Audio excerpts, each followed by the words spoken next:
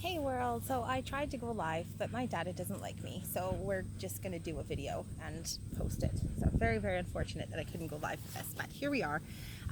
Again, practicing the power of now, essential teachings, meditations, and experiences from the Power of Now by Eckhart Tolle. I started this the other day. We read the first 3 chapters, so we're on chapter 4. I did start a little bit because I wasn't sure I was gonna do a video because I couldn't go live, and I'm like, nah, it's a good book. Let's do this. So yeah. This one's chapter 4, Dissolving Unconsciousness.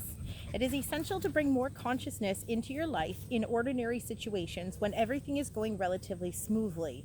In this way, you grow in presence power. I liked that one enough that I actually highlighted it, so I'll read it again.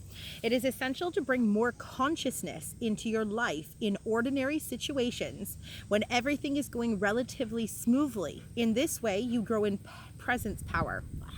It up both times. It's great. It generates an energy field in you and around you of a high vibrational frequency. No unconsciousness, no negativity, no discord or violence can enter that field and survive, just as darkness cannot survive in the presence of light. When you learn to be the witness of your thoughts and emotions, which is an essential part of being present, you may be surprised when you first become aware of the background static of ordinary unconsciousness and realize how rarely, if ever, you are truly at ease within yourself. On the level of your thinking, you will find a great deal of resistance in the form of judgment, discontent, and mental projection away from the now. On the emotional level, there will be an undercurrent of unease, tension, boredom, or nervousness. Both are aspects of the mind in its habitual resistance mode. So this next part, again, I highlighted because I really liked it. Observe the many ways in which unease, discontent, and tension arise within you through unnecessary judgment, resistance to what is, and denial of the now. Anything unconscious dissolves when you shine the light of consciousness on it. So for me, that says the next time you're feeling like super frustrated and just, I don't know, whatever, just not positively, right? Stop and think about why, and is there anything that you can do right in that moment regarding the situation? If the answer to that is no, why are you fretting over it? There's nothing you can do in this moment. If there's something to be done later, well, later's not now. So plan what needs to be done or figure out what needs to be done, or just let it go until it needs to be done. If there's nothing you can do in this moment or later, then literally you're holding on to the past, and you've got to get to the root of why you're holding on to the past. So that's just a matter of figuring things out and letting go. But otherwise, be in the moment. Always be in the moment. And when you're in the moment and things are calm around you, that is a great opportunity for you to come and be confidently in the now. So like sometimes it's nice to escape in here and just take a minute to yourself, but when things are calm in reality, for lack of better terminology, in the now here, it's a great opportunity to put down your defenses and kind of just start building that trust factor. If things are calm around you and everything is going okay, the people in your life are flowing nicely, let down your guard a little bit and start testing yourself and start trying to let your body learn new patterns. When people, approach you, if you're not a hugger or something like that, start letting people that you trust approach you and be like, listen, you have to communicate with me that you're going to touch me, my shoulder, my hand, or something like that, but let's start working on this. I've been doing that with my family. I have some things that I'm triggered with, and I'm like, hey guys, let's start working on this very slowly. I don't want to be triggered by this. I don't want to be triggered by that anymore. So let's start working on that together. Bugs is a big thing. It's a very big thing. They're really good to work with me on those things, but it's being in the now, right? So when there's no bugs around, and I know I'm safe, like in this moment, I'm outside, I'm surrounded by what could be 10 billion bugs, but as long as I realize that right now in this moment, first of all, there's none in sight, not one. And even if there was, they're not near me. Like, I'm 10 times bigger than them. I've been stabbed by 1,000 needles. I have tattoos, man. If a bee's gonna sting me, seriously, really? So yeah, it's mind over matter. I say that because I will run. You guys have seen me run from a bee, so I mock it, but I'm not there yet. But that's the advice they're giving us. Be in the now. Once you know how to dissolve ordinary unconsciousness, the light of your presence will shine brightly, and it will be much easier to deal with deep unconsciousness whenever you feel its gravitational pull. However, ordinary unconsciousness may not be easy to detect initially because it is normal. Make it a habit to monitor your mental and emotional state through self-observation. Am I at ease in this moment is a good question to ask yourself frequently. Or you can ask, what's going on inside me at this moment? Be at least as interested in what goes on inside of you as what happens outside.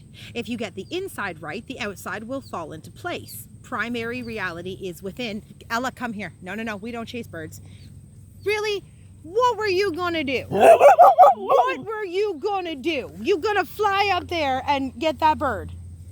Uh-huh. Yeah, that's what I thought. That's what I thought. You can't get that bird. You can't fly. You can't fly. I don't care what you say. She's gonna take off after a bird here. I thought it was a squirrel. No, it's a bird. Get off of me. Okay. Be at least as interested in what goes on inside you as what happens outside. If you get the inside right, the outside will fall into place. Primary reality is within. Secondary reality is without. I liked that.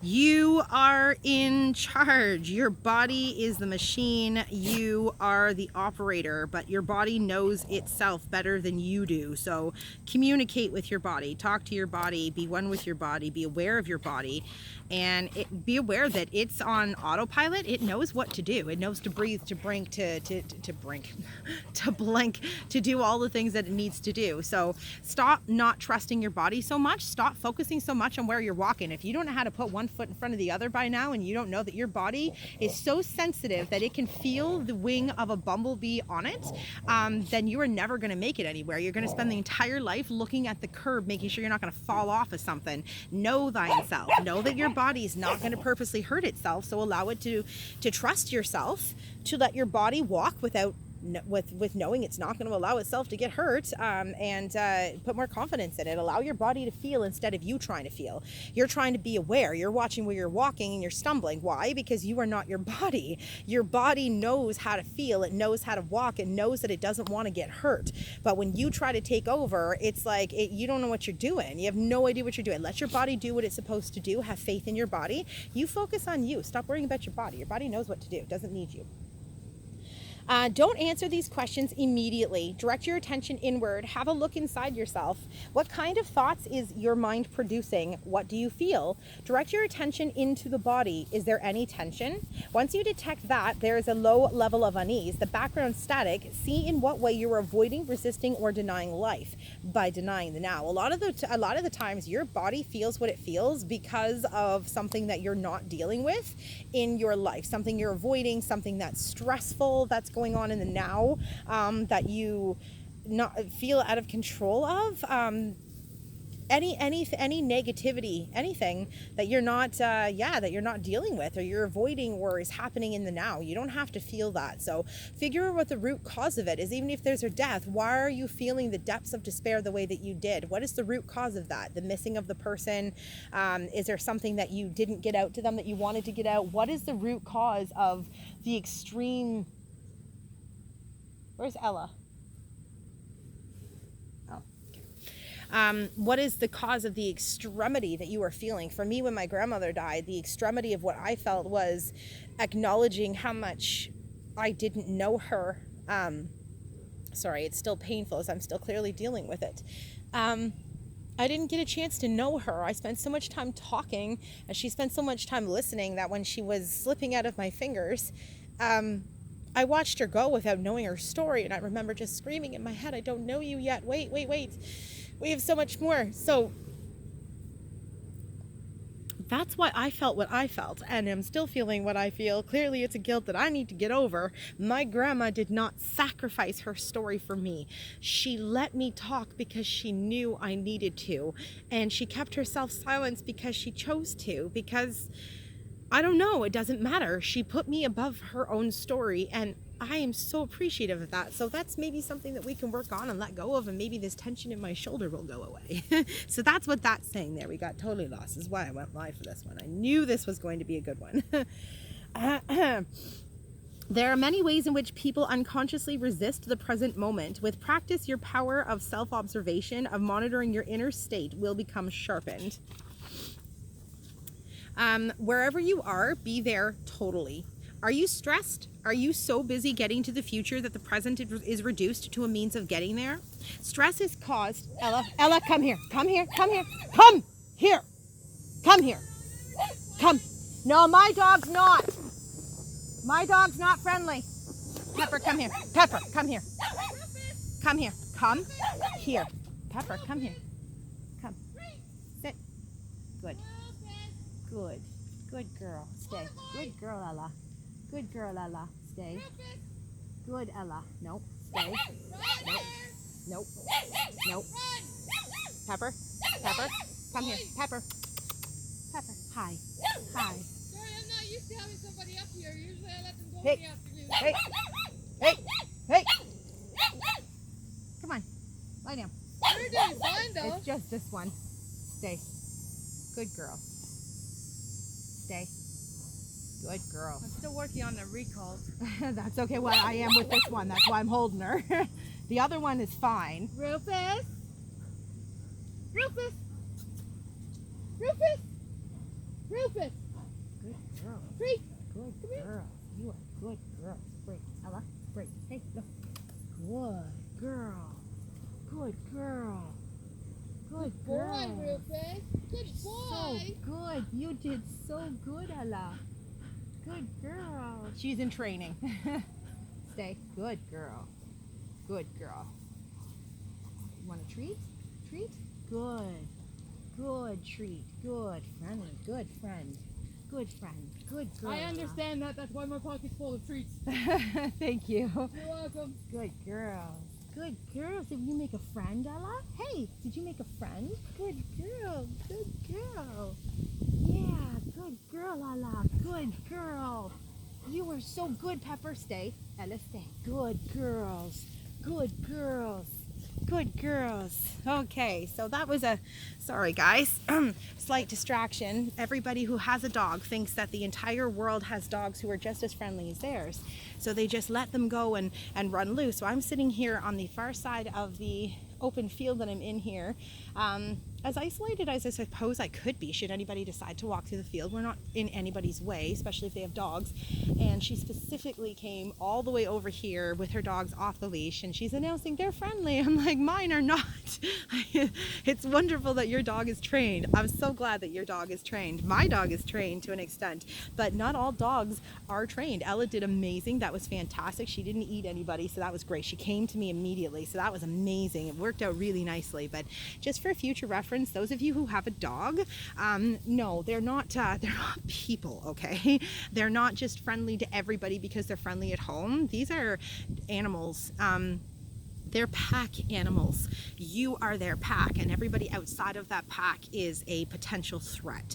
So even if your dog is the nicest of the nicest dogs, be assured that it is protecting you to some extent, and my dog is protecting me to some extent. And if the owners are not all calm and they don't realize how dogs interact and they have any tension at all, it could be a potential disaster. So before you just walk up to somebody with a dog, please ask permission. It's like somebody with a baby. You don't just walk up to somebody with a baby and plunk yourself beside them and your baby and their baby and just be like, here, you know, this is happening. That's a nice idea. These are not babies. These are dogs. They will rip each other's throat out. The baby is not going to be like, that's my mama. You don't come close to my mama. The baby is going to be like, oh, there's another baby to play with. A dog may not do that. So just common sense for people with pets. I'm going to end the lecture here because that's not why we're here on here right now, but common sense for people with pets. Just because yours is friendly, mine's a prime example. My dog is 12. She is the dog of this town. Everybody in Smith Falls knows her and loves her. But she's 12 now, and she's changed a little bit, and she's not as the way that she was, and that just is the way that she is, and she comes with a mouthful of teeth. So use common sense. Okay, just use common sense. That's all I got to say about that. I mean, my dog's friendly. I hate that statement. I hate that statement. I'm holding my dogs here. I was sitting in the corner holding both of my dogs. You guys could hear me. I had Ella by the collar. I had Pepper. I had to pin her down because she can sense that Ella's tense and doesn't know why Ella's tense because she never gets tense with dogs. She's grown up in fosters. It's new to her. So she's tense because Ella's tense and her fur's now up. And these two little dogs, they're no bigger than this. It's little dogs. I'm like, your dogs are going to be supper for my dogs. Anyway, okay. Goose frabba, goose frabba. Anger Management, for anybody who hasn't watched that movie. Adam Sandler, fantastic movie. I'm telling you, even if you don't have anger problems, you're lying, you do have anger problems, watch Anger Management. It's great. Okay, we'll start at the beginning again, because I have no idea where we were. I didn't even see those dogs. You guys are great. I didn't even see them till they were like right beside me. Ellen didn't even move. She dropped. I'm so impressed. Okay, back to where. Okay, are you stressed? Are you busy? Are you so busy getting to the future that the present is reduced to a means of getting there? Stress is caused by being here but wanting to be there, or being in the present but wanting to be in the future. It's a split that tears you apart inside. Does the past take up a great deal of your attention? Do you frequently talk and think about it, either positively or negatively? I'm just going to highlight that because I really like that. Stress is caused by being here but wanting to be there, or being in the present but wanting to be in the future or the past. It's a split that tears you apart inside. The great things that you have achieved, your adventures or experiences, or your victim story, and the dreadful things that were done to you, or maybe what you did to someone else. Are your thought processes creating guilt, pride, resentment, anger, regret, or self-pity? Then you are not only reinforcing a false sense of self, but also helping to accelerate your body's aging process by creating an accumulation of past in your psyche. Verify this for yourself by observing those around you who have a strong tendency to hold on to the past. This is a really good book. Die to the past every moment. You don't need it. Only refer to it when it is absolutely relevant to the present. Feel the power of this moment and the fullness of being. Feel your presence. I'm going to read that again. I'm clearly highlighting it anyway. Die to the past every moment. The past is already gone. Let it go. It's already gone. You're not holding on to what happened. You're holding on to the emotions, the feelings, the senses of what happened. And there's no need for that because it already happened. So work through it, understand that it happened past tense. Your body will heal if that's the issue. And your mind will as well once you realize that you are not a survivor. You're you made it out. You friggin' rock, man. You did that. And what next? Keep going. Don't just keep going. What next? That's a hell of a question to ask when I've not been in a lot of situations where I wouldn't want to ask that. But that's what you got to ask, because there's no other option. I mean, where are you going to go? Unless you can get out of the situation you're in. I mean, we're talking about like a prison situation. Like if you're a prisoner, you're kidnapped or something, where are you going to go? Otherwise, what gun is to your head to stop you from going from where you are now? We live in a country, and I'm specifically talking about here in good old Canada. We live in a country of freedom, and there are no excuses. There are no excuses. I know so many people, I don't know where to go, and I got to live on the streets. No, no, you don't. There are 15,000 programs out there. There are people who actually do care. They're hard to find. I'm one of them, but they are hard to find. But they are actually out there. There are resources out there. And as a very intelligent species, if we can't get help from the humans, nature has everything that we need. I won't use names, but an anonymous person that I knew lived in the bush. I won't name areas either, but lived in the bush for about 3 years. They survived off the apples that were growing on the trees there. And the resources, one man's junk is another man's treasure. People threw things out and they made use of it. And they survived for 3 years. That's 3 winters, 3 summers, 3 falls, 3 springs with little to nothing in a wooded area. That's just what they chose to do. There are resources out there for them, of course, but that's what they chose to do. So you don't need to live in what you're living in right now unless there's an actual gun to your head. And even at that, do you want the trigger to be pulled and put an end to whatever it is horrible thing that they're doing to you, or do you want to keep on living through it? It depends on what situation you're in. But if there's no gun to your head, then the gun to your head is you. You are keeping yourself in the situation that you're in. Well, I'm afraid of, well, you're afraid of what? You're afraid that if you take a step out the door, that you may be free and may have a chance at life, compared to knowing that if you stay in the door, what is exactly going to happen to you? Well, then I don't know what to say. I'm one of those people. So I'm not just pointing fingers. I'm pointing fingers at myself too. Why you keep going back? I'm still working on stuff. Okay. Die to the past every moment. You don't need it. Only refer to it when it is absolutely relevant to the present. Feel the power of this moment to the fullness of being. That does not say feel the moment. Feel the power of the fullness of being. You are here now in the present. You have lived through what happened, and feel that power of knowing that you've overcome it, that you have been through that. Like, oh my God, take a minute to recognize that. Take a minute to pat yourself on the back and just recognize the hero that you really are. You're amazing. You're amazing. How many people could do what you have done? You're amazing. It doesn't matter how small you think it is or how big it really was. It does not matter. If it happened, it happened. And if you got through it, you're freaking amazing. So yeah. Are you worried? Do you have many what if thoughts? You are identified with your mind, which is projecting itself into an imaginary future situation and creating fear. There is no way that you can cope with such a situation because it doesn't exist. It's a mental phantom. You can stop this health and life corroding insanity simply by acknowledging the present moment. Become aware of your breathing. Feel the air flowing in and out of your body. Feel your inner energy field, all that you ever have to deal with, cope with in real life, as opposed to imaginary mind projections in this moment. Ask yourself what problem you have right now, not next year, tomorrow, or 5 minutes from now. What is wrong with this moment? I had a friend of mine come up to me and they advised, I broke up with my so-and-so and what do I do? Where do I go? Blah, blah, blah. Well, they started to go down the past. This happened and that happened, and the person's going around and around in circles. And I said, the main reason people go in circles is because the circle was never completed to begin with. When it happened, it wasn't dealt with. It was ignored. Feelings were stored. Emotions were stored. Ella, come here. Ella, come here. Good. You come sit with me. Sit. Good girl, Pepper. Sit. Here. Come a little closer. Come here. Ella, come here. Ella, come here. A little closer. Hey. A little closer. Come here, just in case. You sit here. Good girl. I'm just going to make sure she's okay. She's not going to go anywhere. She's really good, but it's best to keep them close when another dog's passing. He's leashed and everything, so I'm not concerned. But I was advising the person. I said, what happened in the past is still coming up because it's not been dealt with. The past is never the past if it keeps coming up in the present. There's a reason it hasn't been dealt with. Deal with the roots.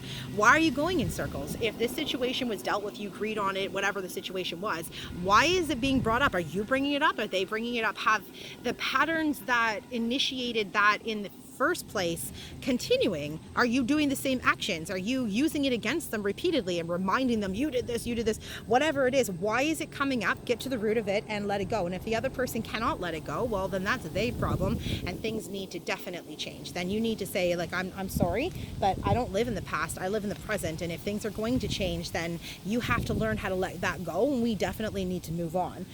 One of the situations, a really complicated one to acknowledge, is affairs. A lot of people are, how do you get over that? I remember when a certain friend of mine came forward and they went through that and asking me, how did you get through this and how did you get through that? It's not a matter of getting through it. First of all, get to the root. Do you love the person? And if you can answer strongly yes, you need to go from there. If you love that person, you need to get to why did they do it? Are you okay with why they do it? Not okay with why they did it, but get to the root of the why. And how you guys can move on if you feel that you want to. My husband was everything to me, and I mean, it's a little bit different for me because I didn't find out about the affairs until long after he'd left us. I'm not sure how I would have reacted if I'd known throughout the marriage. I don't know. I suppose I can't comment on that. I have been cheated on in other relationships, so I suppose it's similar. It's not the same as a marriage, but it's painful. I know a lot of people that keep going back. The person that I was talking to broke up with theirs, and they're like, well, what do you do? They cheated on me, and that depends on where you're at. Is that something that you can get over? That's a huge one. That's a little bit more complicated to get into, but choices are made, and you need to be in the now. Why was it made? How do you get over it? Can you get over it? If you can't and you are honest about that, you need to be honest with both people and just be like, no, this isn't something that we can get over. I need to move on. Don't drag it on. Don't drag anything on. Make a decision, solidify it, and be done with it. But to drag anything through the mud, you're wasting not just yours and your partner's time, you are wasting all of our time. You don't just get with one person. The whole world is involved when people get together in relationships. The whole world. Solidify your decisions. Okay. Breathing is important because if you're in a situation where you feel like you're unsure what you're going to do or how to feel, if you focus on your breathing, you're focusing on something else. It's not something negative. It's something within your control. It's something that is yours. It's not affecting anybody. It's not harming anybody. You're not adding to the situation. You're not removing yourself from the situation. You're just breathing. So breathing is a really good thing to do if you're unsure what to do or if you're not feeling the way that you think that you should. When you're calmer, take a minute to get to the root. Get to the root. You can always cope with the now, but you can never cope with the future, nor do you have to. The answer, the strength, the right action, or the resource will be there when you need it, not before nor after. That's a good one. Okay, I'm just going to highlight that one too. Are you a habitual waiter? How much of your life do you spend waiting? What I call small scale waiting is waiting in line at the post office, in a traffic jam, at the airport, or waiting for someone to arrive, to finish work, and so on. Large scale waiting is waiting for the next vacation, for a better job, for the children to grow up, for a truly meaningful relationship, for success, to make money, to be important, to become enlightened. It is not uncommon for people to spend their whole life waiting to start living. Waiting is a state of mind. Basically, it means that you want the future, you don't want the present. You don't want what you've got, and you want what you haven't got. With every kind of waiting, you unconsciously create inner conflict between you here and now, where you don't want to be, and the projected future where you want to be. This greatly reduces the quality of life by making you lose the present. Okay, I just want to... With every kind of waiting, you unconsciously create inner conflict between your here and now, where you don't want to be, and the projected future where you want to be. Good girl. She looks at me like she's about to tell me another dog's coming. No, we're good. I bring the dogs out to the field here and they just sit with me. I don't understand. We could have done this at the house. For example, many people are waiting for prosperity. It cannot come in the future. When you honor, acknowledge, and fully accept your present reality, where you are, who you are, what you are doing right now, when you fully accept what you have got, you are grateful for what you have got, grateful for what it is, grateful for being. Gratitude for the present moment and the fullness of life now is true prosperity. It cannot come in the future. Then, in time, that prosperity manifests for you in various ways. I don't know how much I believe that part, but we're going to see. Okay, if you are dissatisfied with what you have got, or even frustrated or angry about your present lack, that may motivate you to become rich, but even if you do make millions, you will continue to experience the inner condition of lack, and deep down you will continue to feel unfulfilled. You may have many exciting experiences that money can buy, but they will come and go and always leave you with an empty feeling and the need for further physical or psychological gratification. You won't abide in being, and so feel the fullness of life now that alone is true prosperity. Give up waiting as a state of mind. Give up waiting as a state of mind. Don't wait. Be in the now. I am waiting. You can't wait. When you catch yourself slipping into waiting, snap out of it. Come into the present moment. Just be and enjoy being. If you are present, there is never any need for you to wait for anything. So next time somebody says, "Sorry to have kept you waiting," you can reply, "That's all right. I wasn't waiting. I was just standing here enjoying myself." Enjoy in myself. Huh. If they come, they come. If they don't, they don't. Wow. There's nothing wrong with that aspect. These are just a few of the habitual mind strategies for denying the present moment that are a part of ordinary unconsciousness. They are easy to overlook because they are so much a part of normal living, the background static of perpetual discontent. But the more you practice monitoring your inner mental emotional state, the easier it will be to know when you have been trapped in past or future, which is to say unconscious, and to awaken out of the dream of time into the present. Chasing bugs. But be aware, the false unhappy self based on mind identification lives on time. It knows that the present moment is its own death, and so feels very threatened by it. It would do all it can to take you out of it. It will try to keep you trapped in time. Wow, that's a really good heads up. The false unhappy self based on mind identification lives on time. It knows that the present moment is its own death, and so feels very threatened by it. It will do all it can to get out of it, to take you out of it. It will try to keep you trapped in time. That is... In a sense, the state of presence could be compared to waiting. It is a qualitatively different kind of waiting, one that requires your total alertness. Something could happen at any moment, and if you are not absolutely awake, absolutely still, you will miss it. In that state, all your attention is in the now. There is none left for daydreaming, thinking, remembering, anticipating. There is no tension in it, no fear, just alert presence. You are present in your whole being with every cell of your body. In that state, the you that has a past and a future, the personality, if you like, is hardly there anymore. And yet nothing of value is lost. You are still essentially yourself. In fact, you are more fully yourself than you ever were before. Or rather, it is only now that you are truly yourself.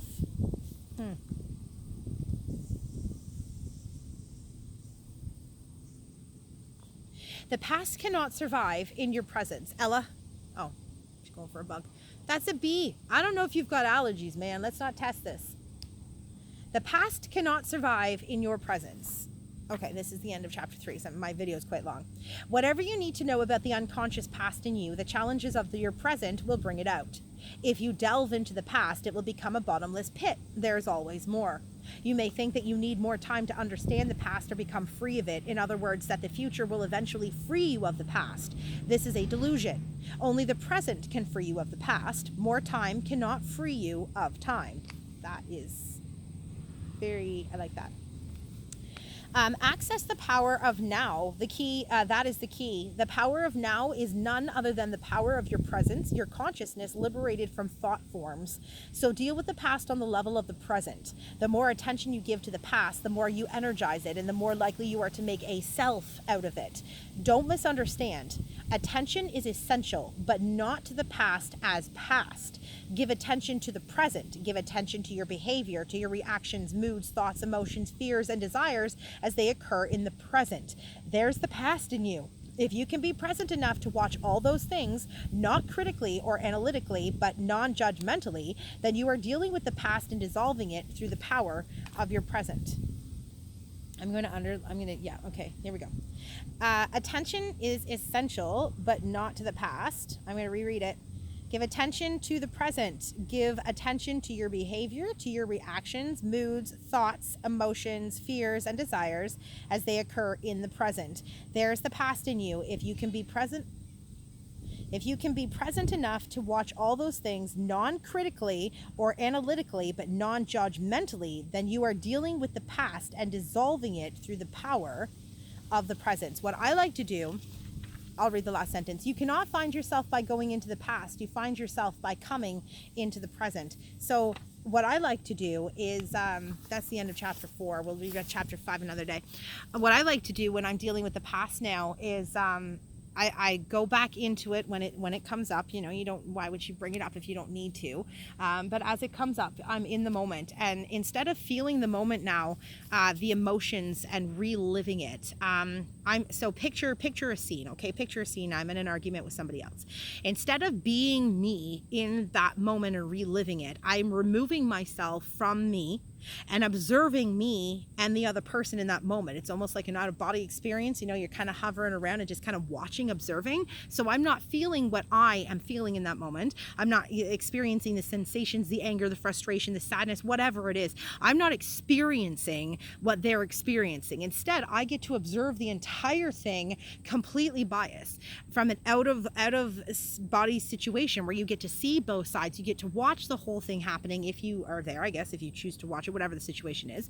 And instead of just experiencing what you experienced, you get to actually relive it without the emotion. So I get to see, oh, okay, well, if I hadn't put myself in that situation to begin with, I wouldn't have been there. Oh, I see that person, I read their body language. I didn't see these signals later.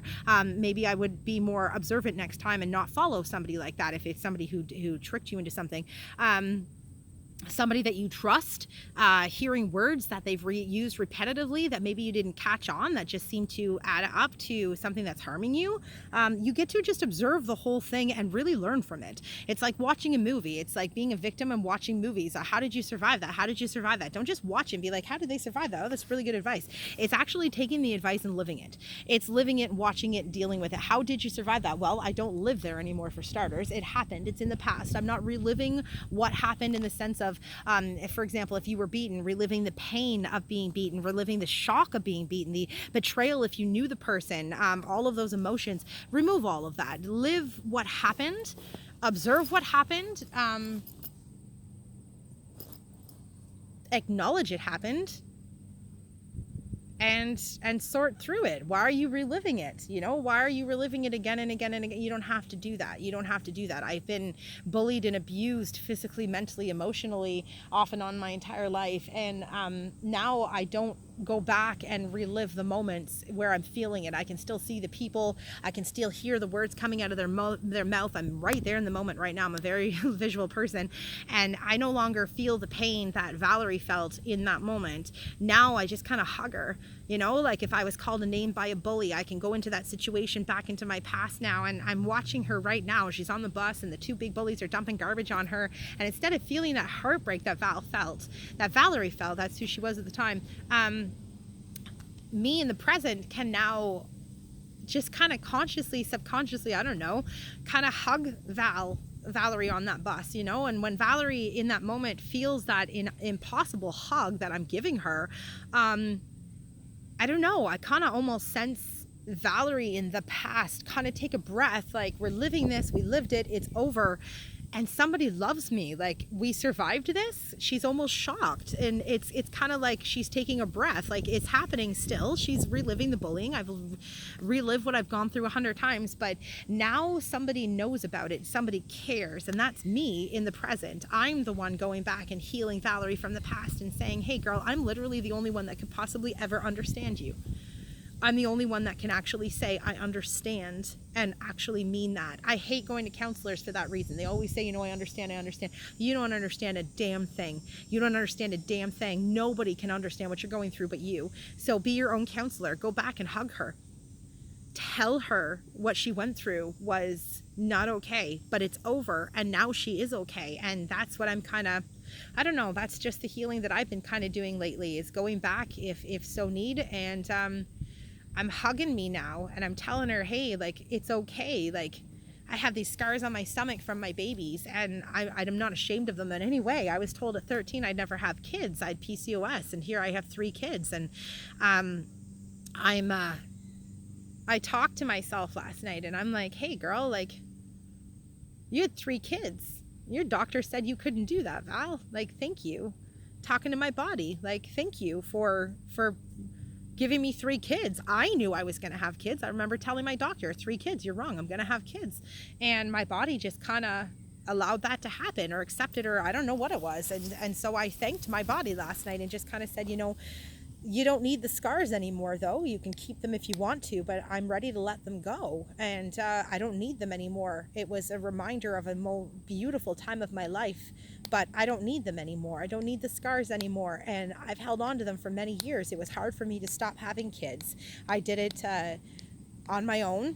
We had 3, and you know, 3 can be expensive. It was a money thing, and it devastated me. It killed me that I decided to stop having kids when I was told I wouldn't have them to begin with, and then chose to stop having kids. So I kept the marks as a reminder, and it was kind of a punishment to myself. Like, what am I doing? Punishing myself for having 3 amazing kids and choosing to stop because I couldn't afford more, and the 3 that I had deserved all that I could give. So it's time to let the scars go, literally, inside and out. It's time to let them go and realize, like, I have been given 3 amazing kids, and what are you sad about? I didn't just have 3 kids because I was given those 3 kids. I have a million kids. I have all these kids all over Smiths Falls that call me mom, and they're adults, and they're kids, and they're bigs, and they're littles, and they call me mom. I don't have just 3 kids. I have hundreds of them, and it's time to let go of, it's time to let go. So I did. I had a talk with Valerie,